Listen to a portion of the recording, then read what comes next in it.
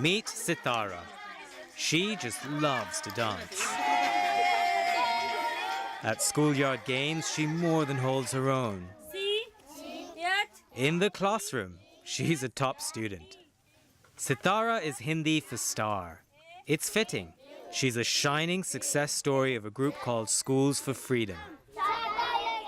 This is a school of boys and girls who are singing, reciting poetry, enjoying themselves, and you can feel that they have rich futures ahead of them. When you speak to them, though, you learn that some of them are hiding dark pasts that no child and no family should ever have to go through. Just 1 year ago, Sitara was working at a brick kiln like this one. It was dusty, unforgiving work, she says. It was bonded debt labor. But let's call it what it really is, slavery.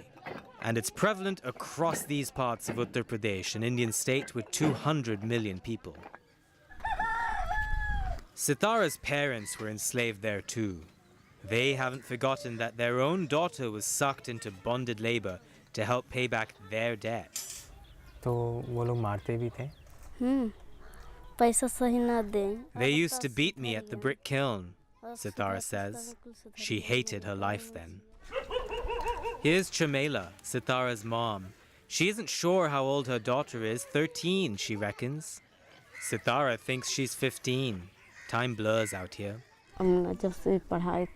Chamela tears up when she recalls watching her daughter being beaten. What can you do when you're in debt, she says. A big part of the solution here is awareness and education. And that's a battle being led by people like Peggy Callahan. She's the co-founder of Voices for Freedom, which runs and sponsors Schools for Freedom. How important are these schools for villages like this? They're all important. They're all important because the parents will risk everything to try to get their kids educated. So they will move forward, even when they're afraid of the slaveholder, even when the slaveholder is threatening them, they have the courage to do what it takes to help free themselves and to get their kids educated. And because the bottom line, education is the greatest vaccination against slavery all over the world, and it is working miracles here. The miracle isn't complete. At the village we visited, Callahan says 84 people have found a way out of bonded labor. A few dozen are still trapped. How do they get freed? Sometimes they pay off their debts, sometimes charities intervene, and sometimes it can be simpler, like understanding their rights and just saying no.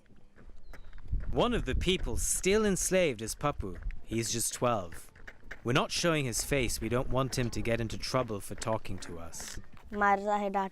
Here, Papu tells me the masters at the brick kiln come and beat him if he skips a day at work. He shows me his fingers. They're almost sandpapered by brick. He has cuts, calluses. When he walks, his bare feet betray the scars of his life. But they haven't broken his spirit. Papu tells me he sneaks in an hour a day at the classroom. Sometimes, when the other kids line up to wash their hands, he joins in. The children get free hot lunches at the school. It's a marvel to see these kids fight the odds and still smile. At night, Papu practices the alphabet in dim light. He dreams of being a teacher someday. And here's Sitara again, cooking for the family. She knows her parents need to work late. Every day is hard in this village. Even when they're free, there are a million reasons for these children to just give up, to despair.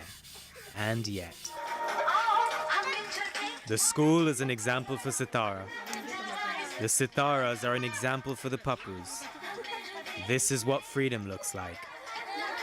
This is what can be. Ravi Agrawal, CNN, in rural Uttar Pradesh, India.